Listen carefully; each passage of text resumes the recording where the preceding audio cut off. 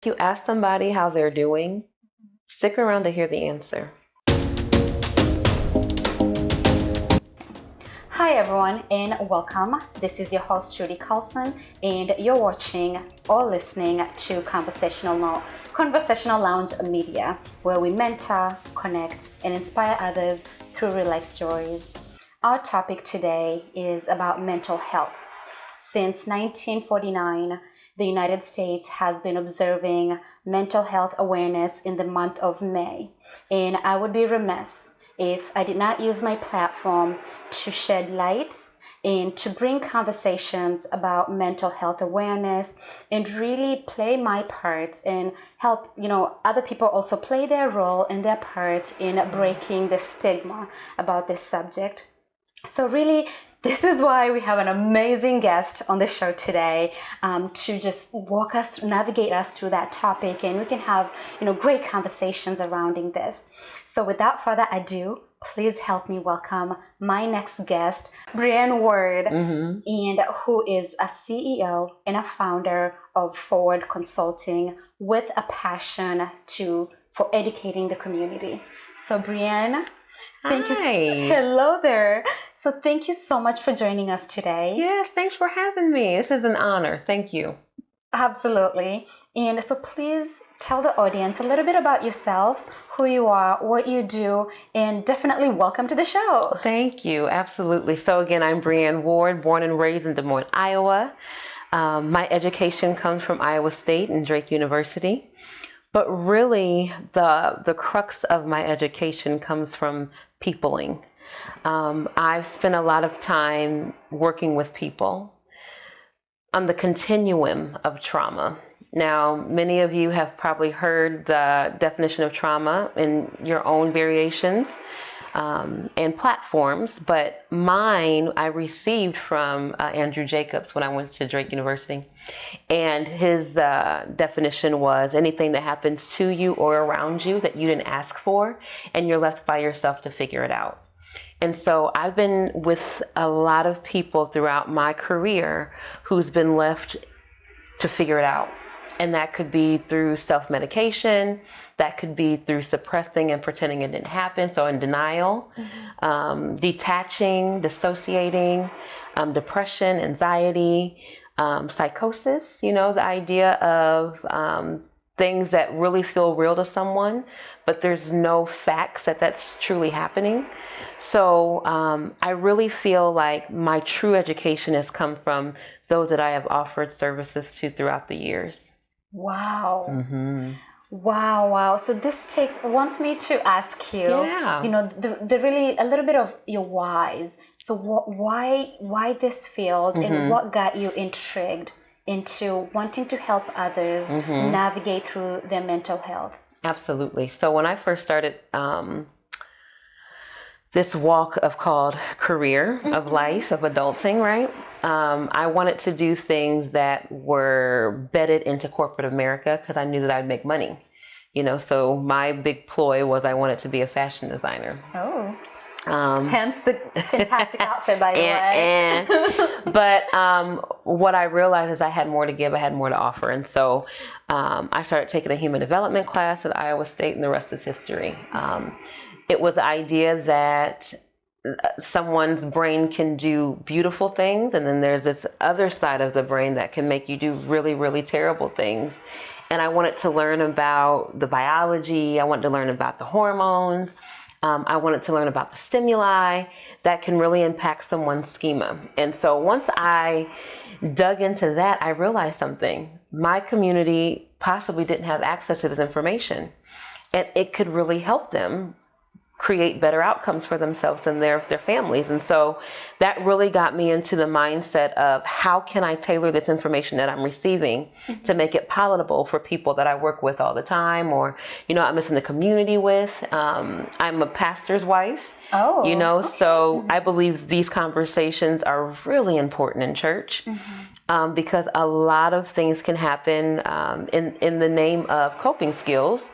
And some people enjoy religious practices, but they're not dealing with their brain health. And so I just wanted to create accessibility to those once I got this information. Wow. Yeah. I applaud you for that. Thank you. And I am coming from a place of, I have African background. Okay. So in our community, it's mental health is not a subject that has been, openly and freely discussed. If anything, it's just shoved behind the scenes, almost, oh, you're just being lazy, or you don't want to, it's just always victimizing whoever is going through the motions. Or my favorite, you have a demon on you. Right? We gotta pray this demon out. Thank you. And that is the problem. And I just feel like we need to really just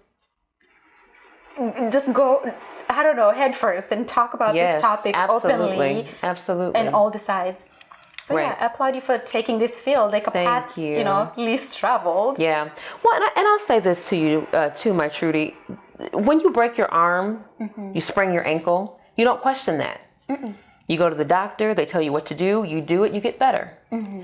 But when we talk about, I'm tired, I'm depressed, I'm anxious, I'm suicidal, I want to kill somebody, that is an indication that something's broken our brain. And you have the right, and you deserve to have the same treatment as a doctor at a clinic would say. Put a cast on, put a sling on, take this medication, you'll feel better in a few days. That is not what happens when, quote unquote, our brain is leaking, our brain is broken. And so I think it's really important for us to normalize brain health because we have normalized physical health. Go to physical therapy. Right. Work that muscle out. Same thing with our brains. The brain is this huge muscle that does extraordinary things. And so I think that we should really normalize the activity, the balancing of hormones in the brain, and what therapists can truly do in the mental health field to help them. Wow. I could not agree more. So my next question to you is, why do you think it's important for us as a society to really normalize and talk about the subject of mental health? Because everyone has someone in their family who's struggling. The statistic is 1 in 4. Someone in your family is struggling with a mental health issue. And if we are just rationalizing it, suppressing it, denying it, making it a punitive thing, then we have to figure out a way to talk about it. And so one of the things that I like to do when I'm here in the office talking with people about mental health is I like to learn about their family dynamics, their internal messages, because I want to let them know that they're welcomed here, but they don't have to stay here if they're toxic. So one of the things I think that people feel when they come into a mental health, office, we're going to put you on medicine, we're going to give you a severe diagnosis, and you'll be like drooling like a zombie by the time you're done. And that is not it at all. It's the idea in our office here at ForWard Consulting, we believe that persons who walk through this threshold, they're the expert of their own lives. And so we have to allow them to help us navigate that life, and then just say, have you ever thought about this? What about this perspective? Hey, what about this intervention? Let's try this skill. Because then we can start to change how they even view themselves in healing so that they can stay healed and pass that on to someone else. Wow. And I have to mention, by the way, we're doing this interview at ForWard Consulting office, and the moment I walked in, the one thing that hit me is it was that homey, it just smelled so relaxing, so refreshing, like homey. And if you can hear the background noise, it just feels like we're in an ocean somewhere. So I think I feel relaxed. I feel like good. Okay. And I think so many people don't understand why certain things are in offices. So this sound machine, it actually helps with the frequency of your brain. Interesting. And so it allows you to relax and ground yourself so that you can be present to talk, learn new things, and to identify emotions. Wow. Wow. So why do you think, or actually not even that, I want to take a different direction. Absolutely. Is because the subject of mental health, it's not, I mean, if you know this subject, you're well versed, you're already educated, you're already educating yourself and you're teaching yourself some of the things so you can know how it impacts other people. But then if you're not impacted, in most cases, it's just shut down and no one is talking about it. So with the dangers of that is it creates a lot of stigma, a lot of misconceptions. So what are some, common misconceptions about this subject? Well, if you have a mental health disorder, you're crazy. That's a common one. You're hard to get along with. You are not employable. You will struggle at school. It's hard for you to maintain and keep relationships. Those are all false. Wow. Here's the thing about mental health or brain health. It's the idea of how do you manage what's going through your head. And once someone figures out their subjective way to manage what's going on in their head, it's as easy as pie. And to be honest with you, those who have mental health issues look just like you and I. They're not the people who are on the corners with the signs asking for money. They're not the ones in front of a convenience store, or at the homeless shelter. They come to work with us. I come to work with them.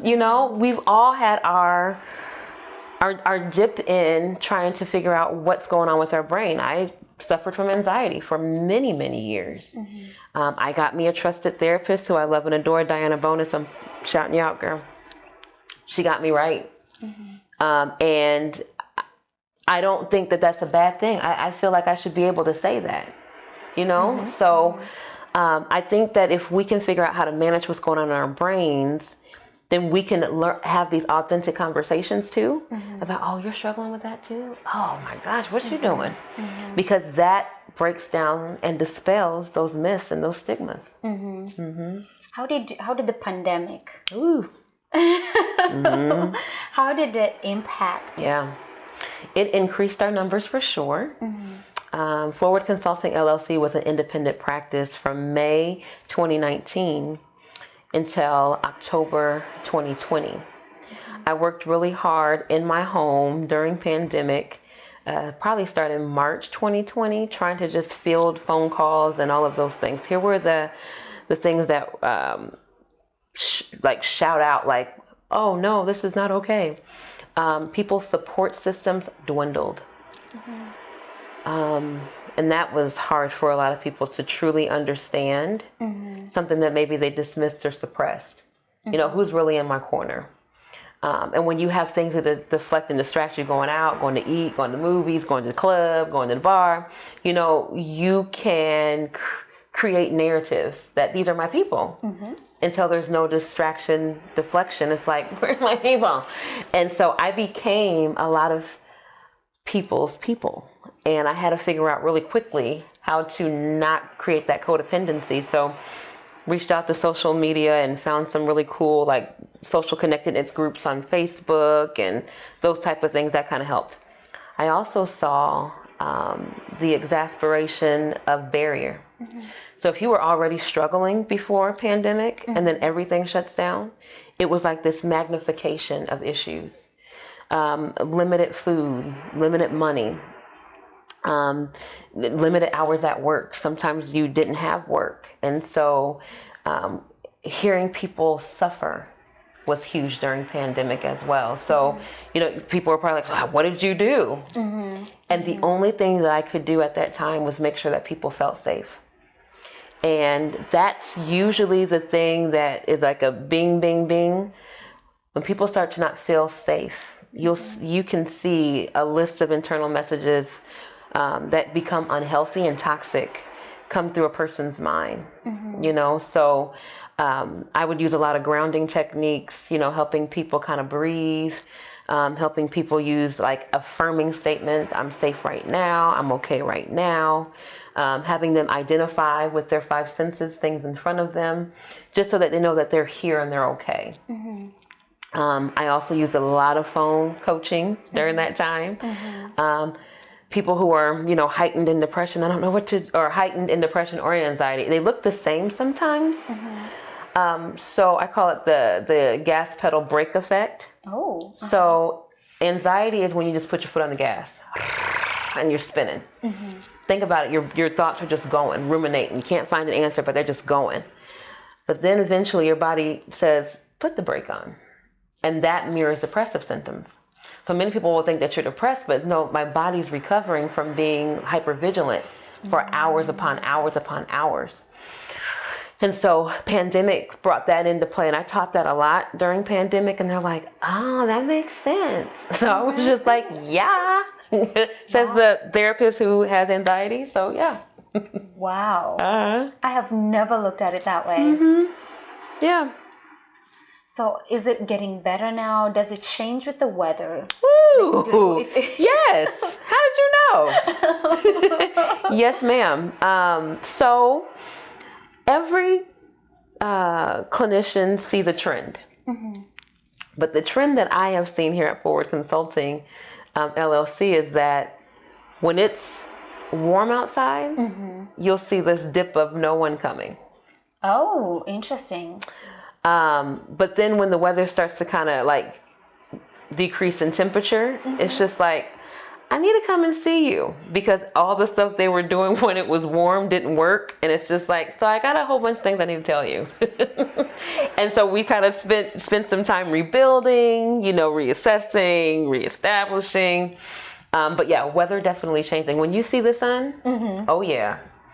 Sometimes when you see the moon and it's real nice and full, we might have crisis. Interesting. Yeah, many people have their own philosophies about that, but prior to me being a therapist, I was a sexual assault advocate, and that was kind of like an inside message that we had. If we have a full moon, we might have an increase of sexual assaults or crisis calls. Yeah. Wow. You're really opening my eyes to this. Yeah. But the weather, I feel like I can relate that on a personal level. When it's just too gloomy and it's just winter and it's been winter forever. Yeah. It's like, get me out of here. Yes, I hear that. Yep. Yeah. So yeah, tell me some ways that we can help break the stigma or help support someone who's going, through that, or just a family member, or just someone who just wants to be an ally. Absolutely. So there's two things that I would say, Miss Trudy, to that. One, if you ask somebody how they're doing, stick around to hear the answer. And if you don't want to know, don't ask. Wow. One of my healing heroes, Tony Arcane, she has a documentary called Healing Mean. And she said what caused her to make a 180 in her life was when she was pregnant, and then she had the baby and she just didn't know what she was going to do. And she remembers rocking, and the lady next to her was a worker, case manager. She was rocking with her, and she says, "How are you?" And she said that was the day where like her whole life changed, because someone actually stopped to listen. And so if you are asking the question, make sure you want the answer. I learned that from I call her Dr. Kane. Tonier, maybe you need to be a doctor. But I learned that from her. That stuck with me. But another thing, if you see something, say something. We hear that a lot, with other movements and causes, but particularly with brain health. Hey, I noticed that you've been not yourself lately. Or, I've noticed that you've been forgetful in our conversations. Or I noticed that you've been staring off and just not here. Is everything okay? Because once someone knows that you acknowledge them and you see them, it changes the trajectory of, wow, people see me and maybe I do need help, or maybe people want me to get better. I do believe that will help break down the stigma. However, we have to have confidence, courage, and bravery that goes along with that. So it's a muscle I think that we all have to learn. I can think about people in my family and I'm just like, I should say something, but because they're so close, It's the idea. Maybe somebody else should say something. But yes, but it's the idea of when you see something, say something. And also, if you are asking, how are you, make sure you're there to really listen to their response. Wow. I have learned a lot of things today. So another tough question really is, sometimes if you're the one struggling, you don't realize that you need the help, and you don't realize that, okay, this is the time that I need to maybe stop confiding on my friends and I need to find professional help. How do you bridge that gap? Yeah. So many people don't know this, but you can interview therapists before you work with them. And so on our website, we have a frequently asked question page. And so you can go there and just kind of see if your question is there. If not, there's a contact us, and you can put your question in there so we can answer that for you. But the fine line is this. We have been trained in society that we are supposed to pull ourselves up by our bootstraps, that if we ask for help, we're weak, and we always have to be strong. That is a societal norm, and that is a person of color norm. And so asking for help seems like a misnomer. But what I would say is this. When people begin to look inward, internally, and say, I'm not okay, that's a strength, because many people are not in tune with their bodies. And so if your body is talking and you're listening, that's the first step to say, okay, I think maybe I'm ready. There's also great text apps that you can go to. Like here in Iowa, we have Iowa Crisis Chat, where you can text 855 number, and someone will always be there to answer questions for you and can connect you with a provider wherever you are in the state. So there are some avenues and there are phases to this. But just know that if your body is saying you're not okay, listen and do what you feel is right. If you feel like going to social media first, or, going to YouTube and looking up some things first, do what you have to do. But also know that there are skilled clinicians in your area that would love to work with you. Wow.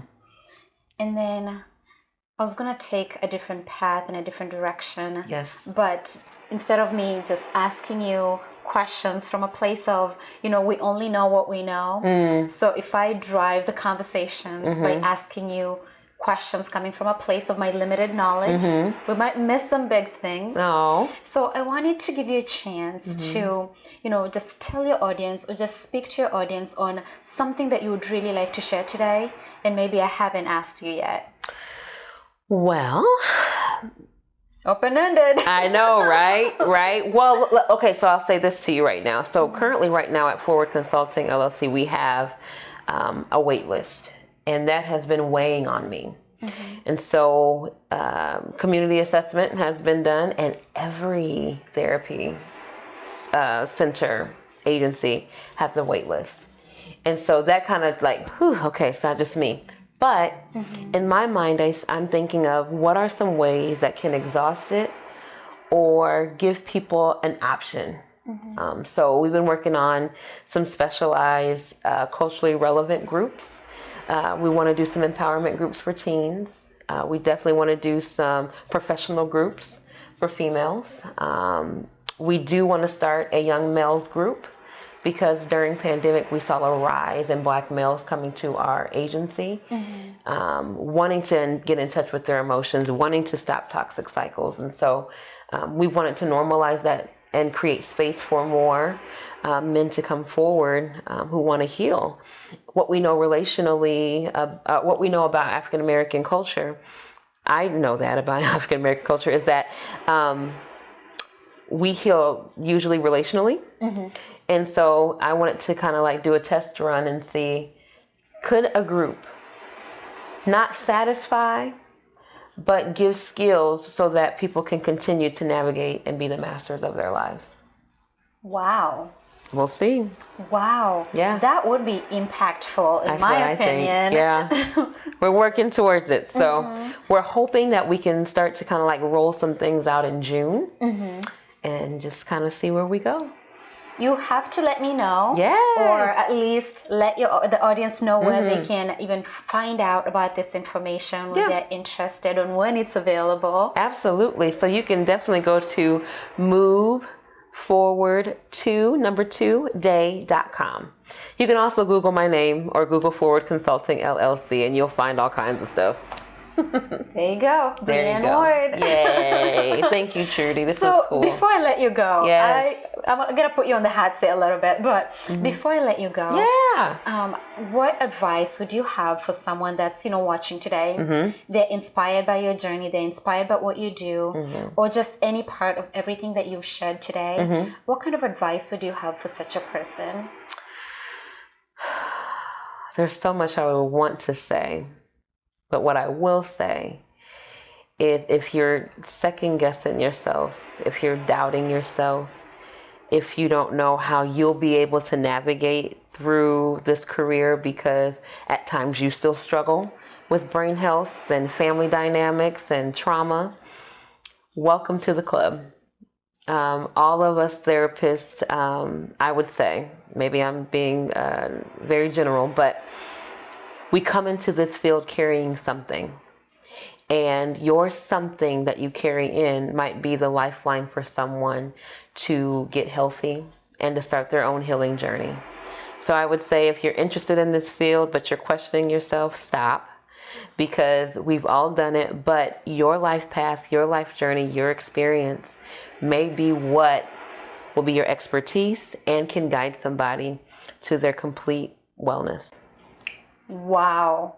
You heard straight from Breanne. Breanne, thank you so much for just having this conversation with me and just being open to open these discussions in our community. So thank you so much for being here today. You're welcome. Thanks for having me. I should say thank you for having me. Yeah, you're in my place. Yeah.